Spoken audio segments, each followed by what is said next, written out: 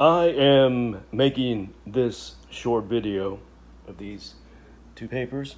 Maybe I should do that again, as I do move too quickly.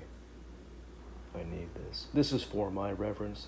I am posting this online in case these are lost or destroyed. I had two of these at one time, a different one and this one. This is the only surviving one.